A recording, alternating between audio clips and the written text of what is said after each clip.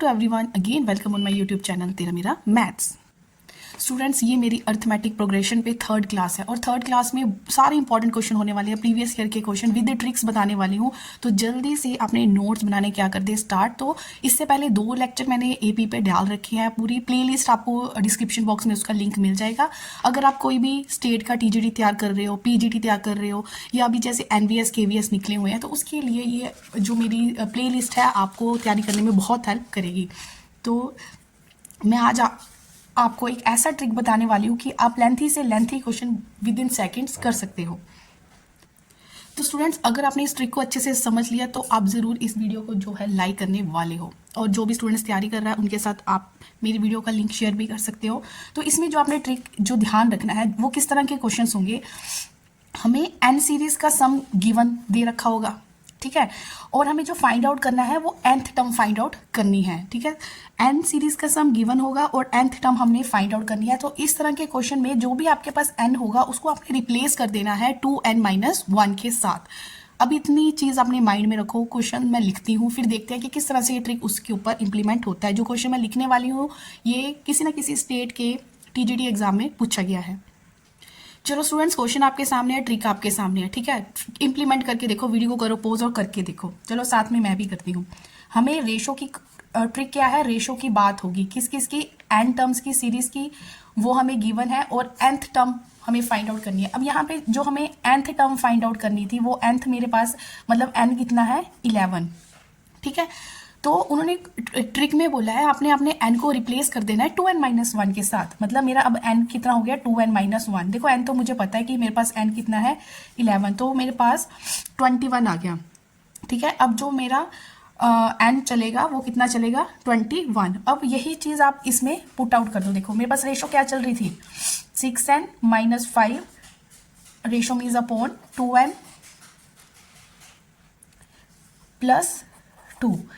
मैंने अपने n को रिप्लेस कर दिया है 2n-1 के साथ। मतलब ये सारा n है क्या मेरा 2n-1 है, और मैंने इसकी ऑलरेडी वैल्यू निकाल ली है, वो है 21। तो जहाँ जहाँ आपको n दिख रहा है वहाँ पे आप 21 को क्या कर दो, पुट कर दो। पुट करने के बाद जस्ट आपको स्टूडेंट इसको क्या करना है, सॉल्व करना है। तो 126 - 5 अपॉन 44, तो हमारा आंसर आ चुका है 121/44। देखो कितना ईजी वे था इस तरह के क्वेश्चन को सॉल्व करने का। अगर हम इसे बेसिक मेथड के साथ करते तो कितना टाइम लगना था। तो अच्छे से इस चीज़ को समझ लो। देखो एक क्वेश्चन पे थोड़ा टाइम लगा लो, कोई बात नहीं, ताकि आपको डिफरेंस क्लियर हो सके, क्योंकि एक ट्रिक इसी के जैसा और है। कहाँ पे nth टर्म हमें फाइंड आउट करनी है, Sn हमें गिवन होगा, है ना, तो तब जाके n जो है वो रिप्लेस होगा 2n-1 के साथ। तो स्टूडेंट आई होप ये आपको अच्छे से क्लियर हो गया होगा। मेरी वीडियोस थोड़ी कंटिन्यूटी में स्टूडेंट्स नहीं आ पाती है, थोड़े अभी मुझे हेल्थ रिलेटेड थोड़ी प्रॉब्लम थी कि मैं अच्छे से बोल ही नहीं पा रही थी।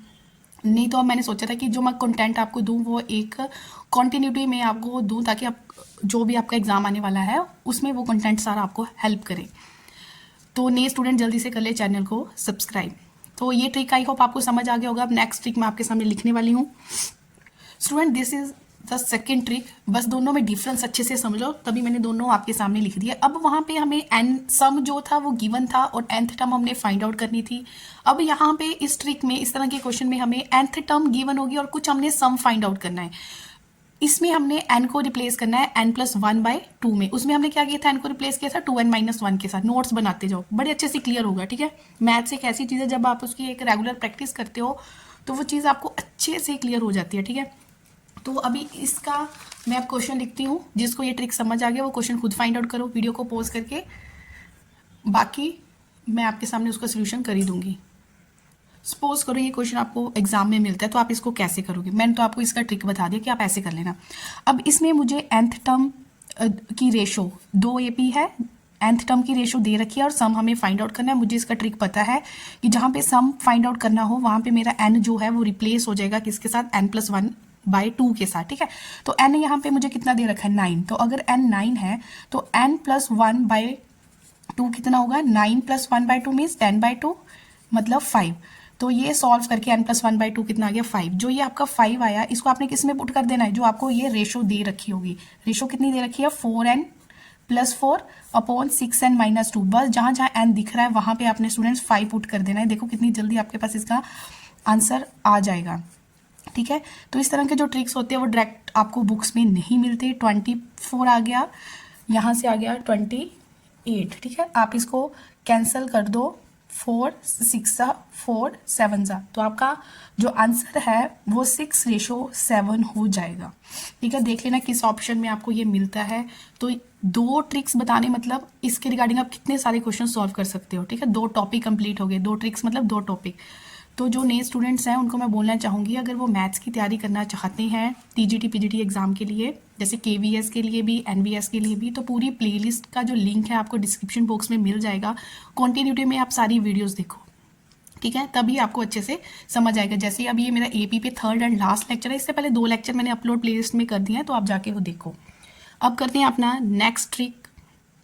लाइक कर दिया करो, अगर किसी को लगे कि हाँ ये मुझे समझ आ रहा है तो लाइक कर दिया करो, ताकि मुझे भी क्लियर हो कि जो मैं आपके साथ कंटेंट शेयर कर रही हूँ वो आपको पसंद आ रहा है और समझ भी आ रहा है। तो स्टूडेंट्स, ये है नेक्स्ट ट्रिक आपके सामने। इस तरह के ट्रिक में आपको क्या देखना है कि जो आपको nth टर्म गिवन दे रखी होगी वो लीनियर फॉर्म में होगी, जैसे an + b की फॉर्म में होगी, a b यहाँ पे कांस्टेंट होंगे, और इस तरह के क्वेश्चन में हमसे पूछा जाएगा जी बताओ कॉमन डिफरेंस कितना है।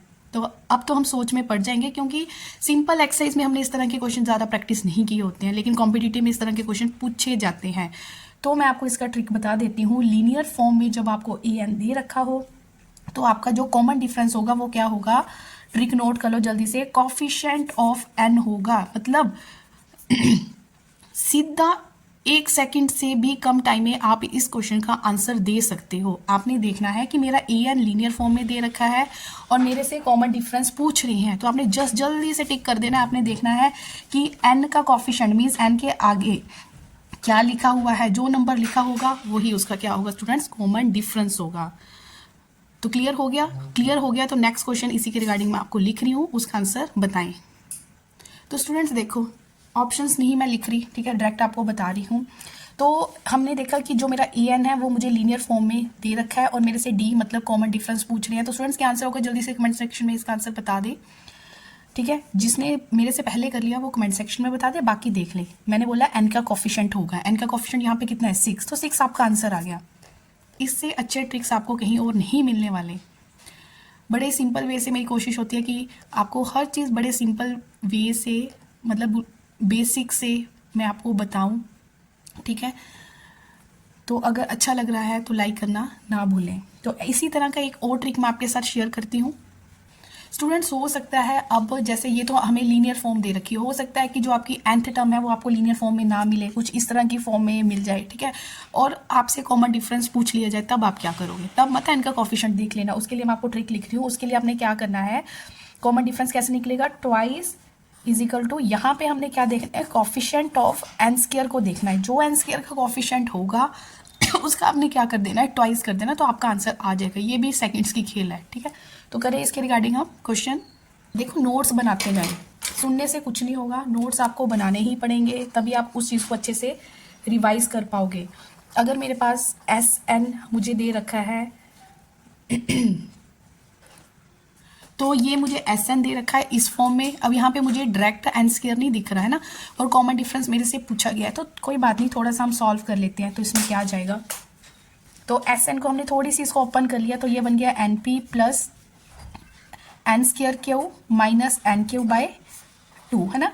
तो आप इसको पहले हर चीज़ को ना, जब भी सॉल्व करना होता है, कोई भी ट्रिक लगाना होता है, तो उसको पहले सिंपलेस्ट फॉर्म में लिख दो। ठीक है, तब आपका आंसर सही आएगा। तो यहाँ पे LCM लेना चाहते हो एक स्टेप तो कर लो ठीक है, अब ये बन गया ना, मैक्सिमम पावर 2 जा रही है, और मुझे अब यहाँ पे निकालना है कॉमन डिफरेंस। तो स्टूडेंट्स, कॉमन डिफरेंस का आंसर मैंने क्या बोला, कोफिशिएंट ऑफ n²। तो n² के साथ जो है वो उसका कोफिशिएंट है, यहाँ पे कितना है Q, उसका आपने क्या कर देना है ट्वाइस, 2 भी तो है डिनोमिनेटर में, Q/2 है ना, तो ये Q हो गया कैंसिल, Q आपका यहाँ पे आ गया आंसर। बहुत ही सिंपल है, जस्ट आपको नोट्स बनाने हैं, उन नोट्स को अच्छे से रिवाइज करना है, ट्रिक्स को समझना है, क्वेश्चन देखना है और झट से उसका आपने आंसर निकाल देना है। तो आई होप ये आपको सारा अच्छे से क्लियर हो गया होगा। अब जो मैं आपके लिए कंटेंट तैयार कर रही हूँ, तो मैं हमेशा वही कंटेंट पिक करती हूँ जो मैं देखती हूँ कि बार बार क्वेश्चन यहाँ से पूछे गए हैं, तो उसको शॉर्ट वे से मैं चाहती हूँ मैं आपको करवाऊँ। तो अगले क्वेश्चन जो मैं आपके साथ डिस्कस करने वाली हूँ वो क्वेश्चंस भी काफ़ी बार एग्जाम्स में पूछे गए हैं और देखने में इतने कॉम्प्लिकेटेड लगते हैं, और मैं आपको बड़े ही बेस्ट वे से उनका आंसर निकाल के बताने वाली हूँ। तो स्टूडेंट्स ये रहा क्वेश्चन नंबर 15 आपके सामने। और किसी को ये क्वेश्चन आता है, उसे लगता है कि हाँ मैंने ये क्वेश्चन प्रैक्टिस किया, तो जल्दी से क्वेश्चन नोट करें, आंसर निकालें और कमेंट सेक्शन में आंसर निकाल के बता दें। तो ये चीज़ मुझे ऑलरेडी एपी में दे रखी है, तो मुझे बताना है कि इसमें से ए बी सी एपी में है या ए स्क्वायर बी स्क्वायर सी स्क्वायर एपी में है, 1/a 1/b 1/c या इसमें से कोई भी नहीं। तो स्टूडेंट्स जब हमने एपी स्टार्ट की थी तो कुछ बेसिक चीज़ें जो थी हमें पता है, जो जब कोई चीज़ एपी में होती है तो उनका जो कॉमन डिफरेंस होता है, जैसे हमें बोल रखा है कि अगर A B C A P में है, सपोज करो मैं आपको बताती हूँ कि अगर A B C are in A P, तो हम क्या बोलेंगे, हम बोलेंगे कि उनका कॉमन डिफरेंस सेम है। कॉमन डिफरेंस कैसे निकालते हैं कि second term minus first term वो सेम होगा किससे, third term minus second term. एक ये चीज़ हमारे दिमाग में होती है, चलो जी दिमाग में ही रखना। और उसका जो अर्थमेटिक मीन होता है वो कैसे निकलता है, मतलब बी कैसे निकलेगा अर्थ में, ये भी मैंने पिछली वीडियोस में बता रखा है। टर्मिनल वाले a + c/2, ये भी कब लगता है, इंप्लीमेंट होता है, इसको दिमाग में रखो। जो छोटी छोटी चीज़ें हैं यही हमारे ट्रिक्स बनाती है, ठीक है। तो a + c/2 हो गया। और क्या होता है और आप इसको ऐसे भी लिख सकते हो, a + c = 2 of b। तो ये दो चीज़ें हमने रखी दिमाग में। अब हम चलते हैं अपने क्वेश्चन की तरफ। स्टूडेंट अब क्वेश्चन में क्या बोल रखा है कि मेरा, ये देखो क्वेश्चन में क्या बोल रखा है कि ये चीज़ किस में है, एपी में, ठीक है। मैंने इसको लिख दिया एपी में। अब एपी की, सॉरी मैंने क्या लिख दिया, एबी लिख दिया, एपी में। तो एपी की कंडीशन क्या होती है, ये समझो ये मेरा सारा ए है, ये सारा मेरा बी है, ये सारा मैंने इसको सी मान लिया, तो वही b - a = c - b होगा। लगा दो 1/this b - a = c - b, ये हो गया। इसको जस्ट आप सॉल्व करो, एलसीएम लो। जब हम यहाँ पे लेंगे एलसीएम तो ये बन गया c + a b + c, cross हो गया यहाँ पे students b + c - c - a। यहाँ पे भी आप एलसीएम लो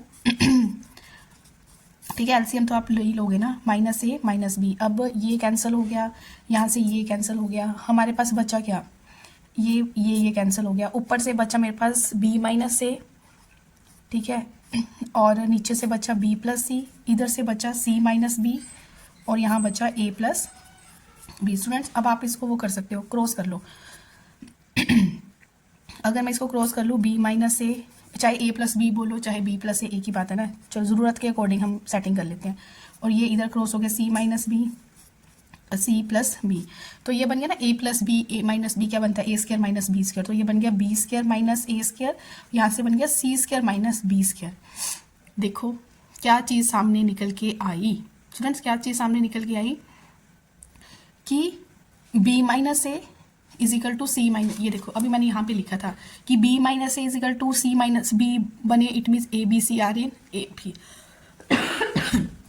अब यहाँ पे बन रहा है b² a² = c² - b², तो आप क्या बोलोगे कि a² b² c² are in AP।